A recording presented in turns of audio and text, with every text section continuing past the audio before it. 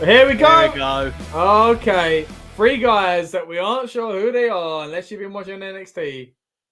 I'm so glad they didn't come out with their riot shields. Because that was pitched. Yeah, it was. Right. Okay, so they've gone straight after Ryback. That's what I remember. They put him through the table. That guy there looks like a future champion. They all do, to be fair, They mate. do, yeah. Right, so we got Roman Reigns, as we don't know him at the time. I remember when I watched this, I thought it was Leo Kruger. Oh, yeah. Because I knew the other two were. I knew who Ambrose was and Rollins was. There we go. They mentioned NXT. We get the first ever Shield bomb. Ryback is up on Reigns' shoulders. And there we go. The Spanish announce table couldn't last that long. That's a vintage Dean Ambrose look. Yeah, of course. And again, here we go. Punk in the middle of the ring. Heyman's face is shocked. Cena's in the middle of the ring. Laid out flat. Punk is crawling over. 2, 3, and that's it. It's over. Heyman celebrates big. And then straight away, the Shield, as we don't even know them as just yet. We know their names. Of course, Michael Cole explained who they were. Yep. Punk saying to himself, wow. Can't stop smiling. Heyman gives him the title. Ryback ain't got a clue what's going on. He's laying on the table there still. What's great is the Shield waiting around in case Cena kicked out was like, if you kick out, we're coming after you. Lovely. Next. Yeah, it's a good point. So they made a point about the security equipment as well, which is an interesting point because I was thinking about this when I knew we were doing this stream. I was thinking, you know what? If you describe to me the Shield, really you should be saying, oh, there were these guys that thought they were an independent police force. Yeah. Which is not how I picture any of those guys or even the group. You know, it makes sense, the name, the walkie-talkie, you know, and all that kind of stuff, but Sierra Hotel and all that, you know. But that's not the way we see it because, you know, I think we think of them as individual characters. We think of them with a mask. They think about the stuff that comes after it as well. But realistically, that's what they were as a character, you know, the character-wise, that's what they were. And it's strange to think that. They were a fake police force, which doesn't sound as cool as the Shield actually were. And in this clip here, they're wearing these kind of original, and you mentioned it earlier, of course, the thing about them, you know, potentially coming out with actual riot shields, which have been cheesy as heck. But even here, like in these weird kind of almost turtleneck things, you know, they end up really making the gear their own. Again, they have those cool face masks before they were a thing. And, if I remember, they were told that this is what they were working, this is what they were wearing, but they didn't really have a plan. They just knew that they were coming out, and I think they were just left backstage, and it was like, you're going to be coming out, appearing at this point, and this is what's happening, and they were just left. And I think Vince just said, you're wearing this, this, and this, and I think they pitched. If I remember from a podcast, they pitched them to wear the riot shields, but then they said they had trouble getting around with them, so they ditched them. But they could have had the riot shield. It had different. And the way they jump in as well, they jump straight in the ring. So how could they have worn them anyway? Unless I don't know. Way to enter, it would have been ridiculous. Yeah, you know, it's weird that this worked. Do you know what I mean? Like, again, even if you talk about the character of them being weird fake police, like they're a weird fake SWAT team, and it worked. They are, without a doubt, we're 10 years on now. We're celebrating 10 years since the kind of debut of the Shield, and it is arguably one of the most important days in wrestling history, in modern history. One of the most important factions, stables of all time. Their return, even 5 or 6 years later, is kind of put out there as such a massive thing. And again, I absolutely love the Shield. For me, the Shield is the kind of turning point. We talk about, you know, been doing this kind of streaming Survivor Series 2012. This is the turning point when you start to really differentiate the periods in wrestling. When the Shield come into it, the Wyatt family and people like that, it feels different. It's an actual era. And it's great for that. But at the same time, what a weird way to bring them in. They get brought in as CM Punk's henchmen, and they probably jump on the whole justice thing. They jump on that kind of, you know, quite quickly move him away from CM Punk, if you remember as well. So this should have been a CM Punk stable by the looks of it, but it never ever was. So from what I remember, I think this is from Punk's. I think this was Punk talking about it. He originally pitched Ambrose, Seth, and I'm gonna say Chris Hero. I'm probably wrong. I think it might have been, yeah. And then they said no, and they wanted Roman. Obviously, Liaki. That's at that point. That's a trend that continues for the next 10 years. But to be fair to Roman, the last few have been really good. But hey, WWE wanted Roman. That's all we need to know. Right. So obviously that was pitched. And then I think originally the idea was that the way they portrayed it was the Shield was, I think, a faction associated with Punk, there was a connection with Punk, but obviously it wasn't a Punk stable. I think the original idea would have been to Punk to take him under his wing and be the leader. Yeah. But I think the Shield after that, they had such an impact. They didn't really need him away. Yeah. So I'm just looking at, so what was the arena that they were at? I'm just trying to see if there is something. At this show? Yeah. It's in Indianapolis. I don't know what the arena is, but even that, you think about the first 2 years, again, they become so much of their own character, their own thing, their own style. It progresses quite fast from what I remember. But maybe that's rose-tinted glasses and stuff like that. But you're right. CM Punk was the leader. And at the end of the show, I do remember thinking Punk is going to be, well, he's got a new stable. That's cool because the new Nexus just died. We mentioned it earlier on in the stream. New Nexus died as soon as he had his kind of pipe bomb, and that was it. New Nexus was gone. I was like, cool, Punk's going to be head of a stable. And it seemed like that was actually the plan. But then, like you say, it moved away from that, maybe because they were doing so well on their own. They didn't need Punk. They tried to be very much, I remember early on, they tried to save it from the way I remember it. Was like, we have Justice. And it weren't Justice because they were heels. The whole point was it was the reverse to what the fans was Justice. But we're going to take out people that we think, when it was like, no, you were Punk. And they tried to differentiate themselves from Punk, move themselves away by going, no, we're just Justice fight. You're like, we want to fight for people and we want to solve the injustice in the WWE. That's how they kind of tried to sell it, which was a clever way to move away from it. But it is strange when you think about one of the greatest stables in WWE history that they had a connection to, one of the greatest superstars, whether or not, the last year has changed your opinion on Punk or whether or not your time with, in hindsight, changed on Punk or anything like that. The fact is Punk had a massive, influence and time at the top of the wrestling world, whether in WWE or AEW, and he's a big superstar. And the point is, he was going to be the head of this stable. But no one ever looks at, like, if you look at DX, you go, well, technically, Rick Rude was in DX, But no one ever looks back on this and goes, technically, Punk was in the Shield. Like, that was done early on. Do you know what I mean? Yeah. Yeah, I know what you mean. Really weird. Yeah, so I'm just looking. I don't. The Shield were only together. On the initial first run, the Shield were together for 20 months. Wow. Okay, so less than 2 years. So what, they break up in January 2014? 2014, because Is that when Seth turns? June. Yeah, so that's when Seth hits him with the chair. Yeah, so I mean, we talk about how much of a dominance that the Shield were. It feels like they were together for a long time before they broke up. Because it doesn't feel like just say 2 years. It doesn't feel like that. Yeah, good point. Good point. Do you know what I mean? But then, I mean, the feuds they had that. So obviously we had this stuff with Punk building up. Then they had, at one point, do you remember the Shield they had an undefeated streak. They weren't beaten. I remember that time when they arrived at the O2 on a helicopter. And they made Undertaker work a SmackDown. That's how over they were. Yeah. The Undertaker I was worked a SmackDown. Was you really? Wow. Yeah, I was there for that. Mate, that was so cool as well. So obviously there was that. Trying to think what else happened in there. I'm trying to think of their first run.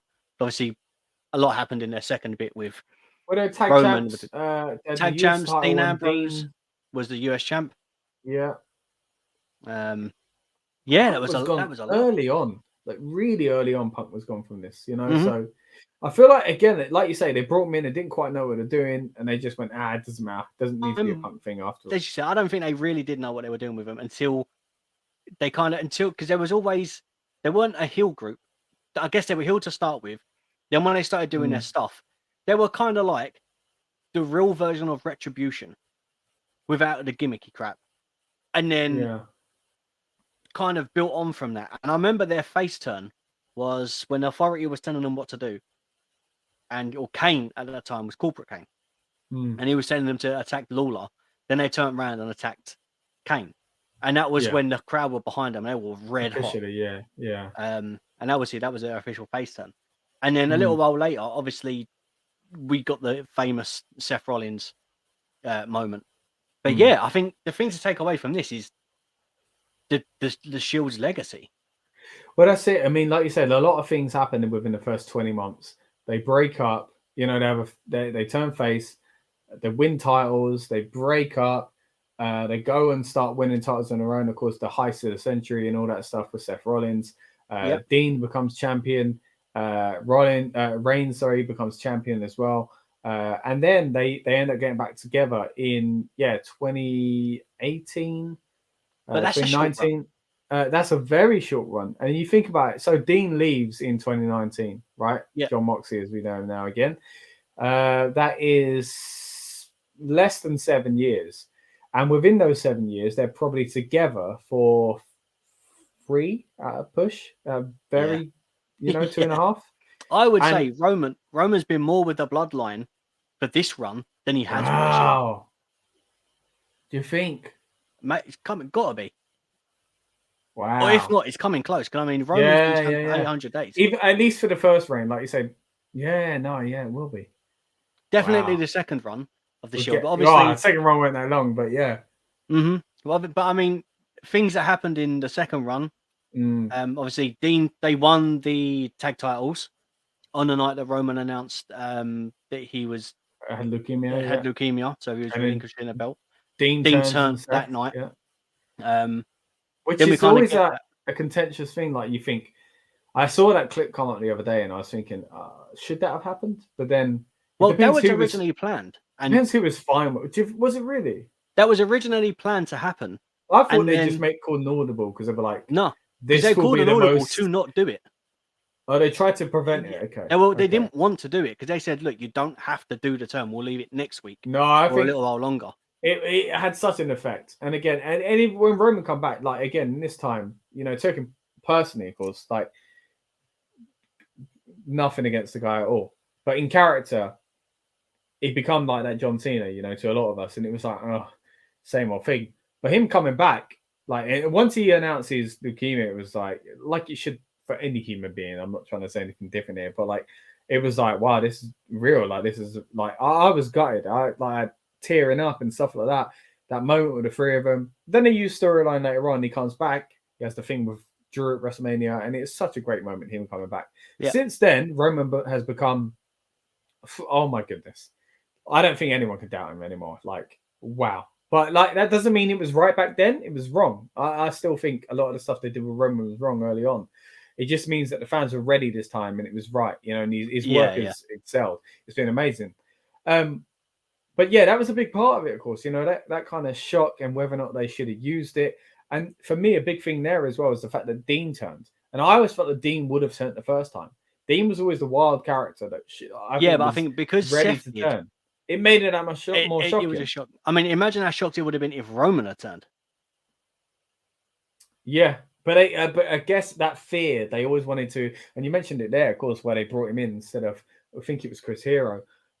It was almost like they were always like, yeah, someday this guy's got to be it, and it was too much. They did it there, and it was like, oh, cool. And don't get me wrong, the early Roman Reigns in the Shield, I thought was cool as well. I thought it was really cool, but then he's shoved down your throats. He's too much. Eventually, and like it feels like they always had that ready for him. They were almost too giddy to push him. Do you know what I mean? He was always there. They're always ready to do it. Yeah, it had that kind of effect of He's our guy. We're going to put him in all the main events. Now, I love Roman. I absolutely love Roman. We spoke about this in huge Actually, lengths, now, right? mate. Yeah. And it's one of those things where it was like, okay, we're going to test the waters to see what you think.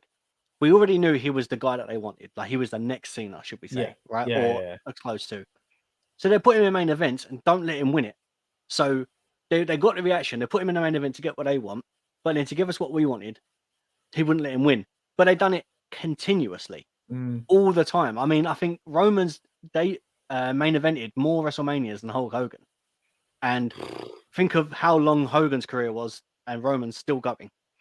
Crazy, absolutely crazy. I'm not saying that he's won more, but do you know what I'm saying? Things like that, it's just, it's weird. And the thing that I see with, I can't remember at what point in Roman's career it was, when he faced Taker. I can't remember if that was before. Was that before the leukemia announcement? Yeah. So he said, "It's my yard now." 4 words. Yeah. Right.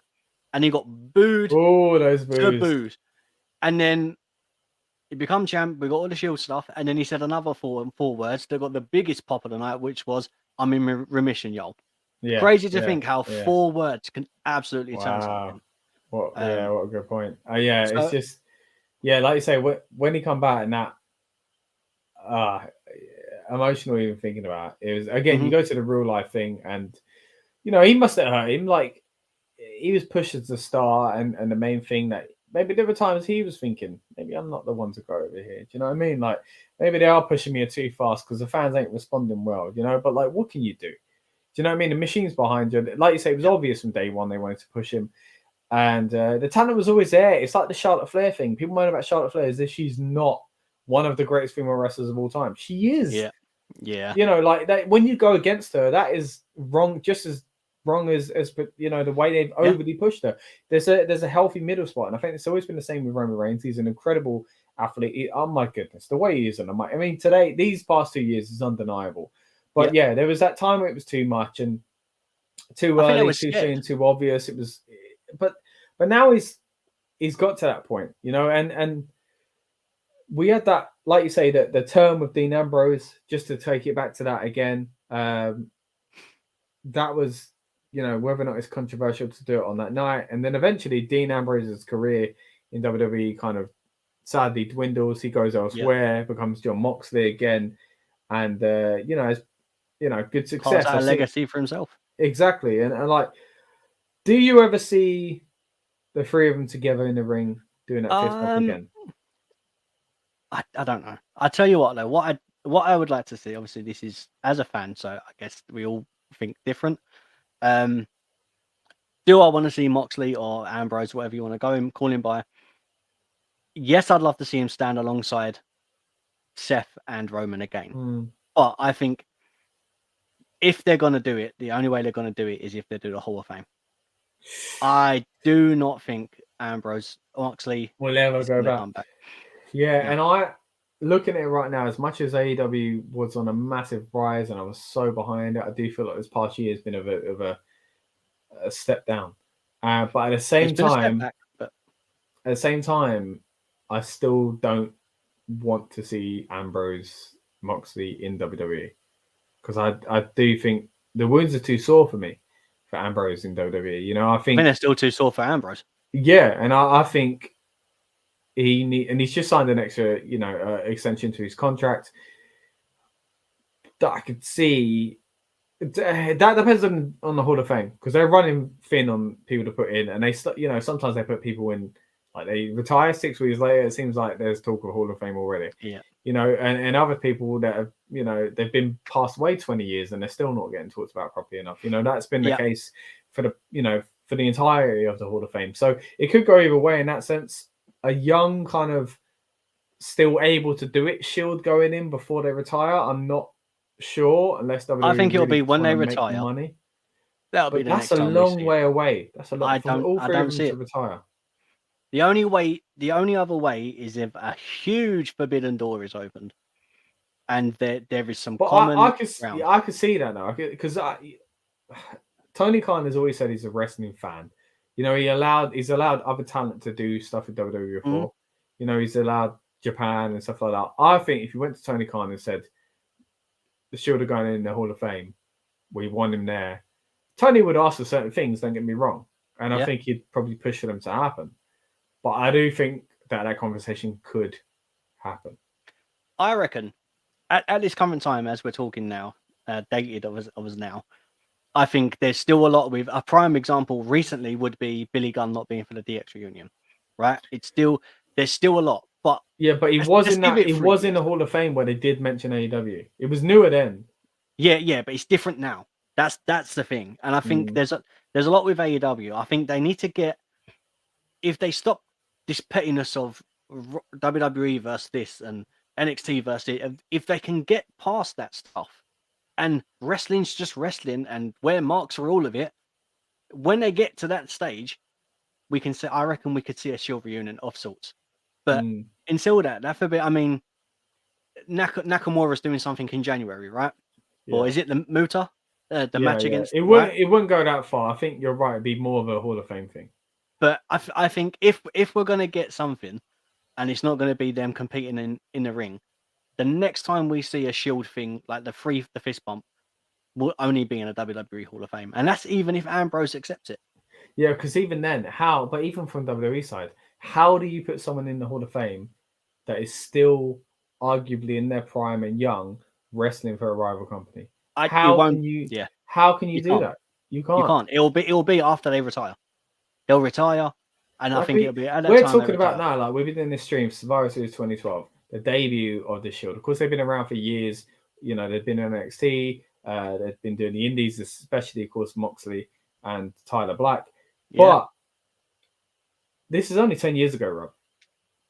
Another 10 years. If we're still doing this in 10 years' time, right? I reckon if the Shield have retired by that time, Roman's already winding down his contract. Like, he's doing less dates. I can imagine in 10 years' time. Let's do that. Let's do it. Let's book the Shield in 10 years' time. I can imagine in 10 years' time that Roman is retired because, like I say, Roman winding down his dates, it seems. I imagine Moxley's retired. Is he still bleeding? He's still bleeding. But Seth Rollins is still in the WWE. If he's not in the WWE, he's head trainer at NXT, at the Performance Center. He has a job there or NXT. Yeah, something like that. Yeah, so interesting. And like you say, I can see it. I can see the Hall of Fame, the three of them. That's a great moment. Either way, like whether or not they come back, they don't, or whatever. Someday at the Hall of Fame, they'll put their three hands together. Yeah. I think that'll be the next time we see it, or it'll be, there'll be a moment. There'll be something. Something would have happened in wrestling, like a pinnacle moment in wrestling. To mean they come together. Like I don't want to say a funeral, but yeah, but I get what you're saying. It's one of those sort of. There's got to be a reason for them to be pulled together again. Yeah, God forbid, like if one of them passed away and the two of them come together, even if they're on rival companies, I could see that. Yeah, that would be a thing. But yeah, it's all something like that. Together. Which of course we hope it's not. But yeah, that is the next time we see a Shield fist bump is going to be either something dramatic where something horrible has happened, or the Hall of Fame, or somehow something crazy has happened and the two of them have left WWE, or the other one has left AEW, which is the more likely because the numbers game. But still, even that seems a long way out. I mean, but either way. Imagine even if it was a case of we see this Triple H booking, there's a different feel to it. Like it's completely different to have Vince run things. It was a different type, basically a different ship, completely different show. And let's say Dean had spoken to Roman and Seth and said, like, what's it like? You know, or if there's feelers put out there, and then because you don't know at the moment, last time Ambrose was there or Moxley was there, it was under Vince McMahon's booking. Yeah. So and at a really strange time as well. You know. So it's a different world now. You know, so anything can happen. I mean, put it this way: if the likes of Braun's come back, the OC have come back, and they put a thing on Twitter saying we're never going back to WWE, and they've gone back. So you know, it depends on your morals. I know Punk was always, I'll never go back to a wrestling company. AEW come knocking, and things changed. Okay, it didn't Didn't last that long, so we know at the No, moment. But yeah. anything can happen in wrestling. Wrestlers never say never. Kind of like being a James Bond, isn't it? It's or being a Doctor Who. Like, never say never, because David Tennant come back. Yeah, that's it. So, you know, spoiler, but you know. Let's go back to the Shield then, right? And move away from Doctor Who. If it comes to you and you're being asked to give your greatest factions of all time, I think that, again, that could be a podcast on its own. So let's not do it like that. But in your opinion, does the Shield at least have an argument for the greatest, even if it's not your pick? I would say yes, because they done less in 20 months than a lot of factions did in 4 or 5 years of them being together. And then even that, for let's say, even if you had them as a tag team, right? Just as a tag team. I know you don't like the Freebird rule and all that stuff, which I never did. But let's say, give me a tag team, any tag team, but the Usos, like even the Usos, right? Jimmy and Jay come as a pair. What has one done without the other than Jay done the stuff with Roman because Jimmy was injured? Yeah, it could have been the main event, Jay Uso more, but even the Freebirds, right? Who I don't know why I didn't think of them first, right? But the Freebirds, what did one do more successful than the other one? All three of them are Grand Slam champions. All three of them. I mean, I think the closest thing you can do is so here, the closest ones that I think probably end up being in the top 5 as well are the Horsemen. But even still, Ric Flair is above and beyond. Evolution, which I think is probably the closest comparison we can ever get. Because especially when we put Flair in that, but most of what he did, of course, was before he even made that stable. And then you've got DX, because they were so influential and there was a lot of success of them as a team. But realistically, if you're talking world title and Grand Slams, it is, it's 2 of them. And that's not even the full group, because at the same time, Shawn and Triple H with China and Rick Rude, Shawn and Triple H with China. The others aren't, Shawn's not in it with the rest of them. DX 2000 and DX are 2 completely different things. And then you've got the NWO, which you could say Scott Hall should have been world champ. And Kevin Nash was in both WCW and WWF. Hogan is arguably one of the most successful wrestlers of all time. Even if you add those things to it, like you say, the impact of them as a group and separate is maybe you can't compare them. No. I don't think it's uncomparable. It's uncomparable, and you think even again within that there were, and this is going on regrets. I think there should have been a triple threat between the 3 of them. There should have been a title match like that. I know there were times where they all kind of, you think Century, that is a cash in on Roman. Because of how Roman was kind of booked in, they put themselves into a corner with that Brock and Roman thing, and it worked out amazingly to have Seth. And then Ambrose's win was never quite what Seth's was, and it was never quite pushed as much as Roman's was, but Ambrose was the champion. I don't want to devalue Ambrose. I think what he did was great, and I think at another time, the fun run.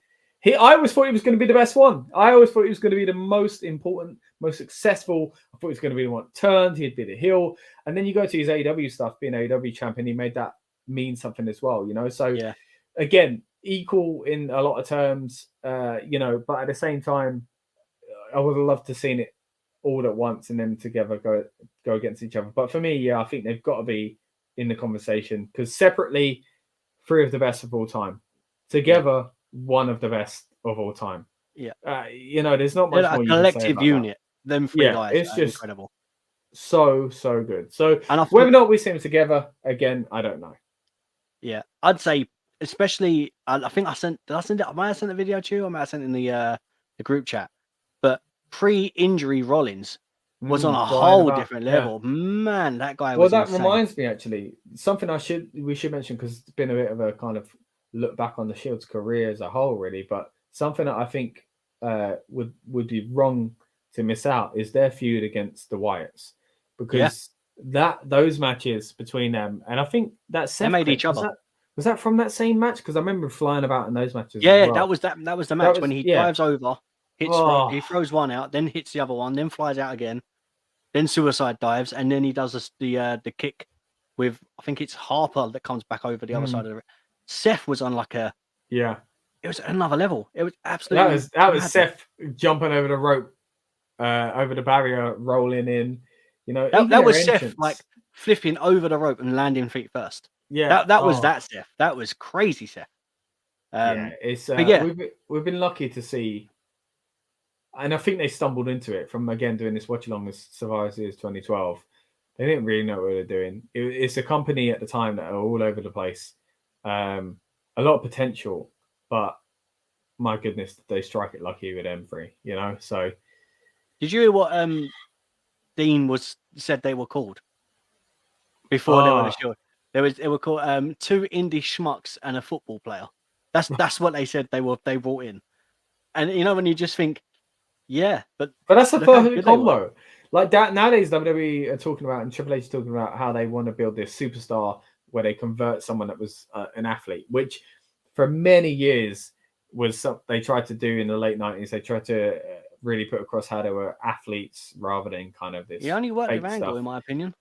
And then they had a time where they went really like too much for that, and then they went really indie-fied. So you could argue that NXT was the super indie for a bit, and then they've gone the other way. And I think it's a mix of the two that you need. And the Shield is a perfect example of that. But then you could also say, but then ain't like Roman Reigns didn't have pedigree within the wrestling industry himself. He ain't just some random football player from the outside. He is of wrestling royalty, you know. So it kind of goes the other way there. But no, I appreciate that kind of analogy of the three of them and the way they were looked at when they come in, because love the Shield. They proved it. Yeah, they loved. So no, I had a Shield T-shirt. Oh, mate, another T-shirt you had there as well. I never had a Shield shirt. I wish I did. I wish I had a face mask, because that would have been fun to wear for a year. You can get them on Amazon, by the way. And if you want to shop through the RN Amazon link.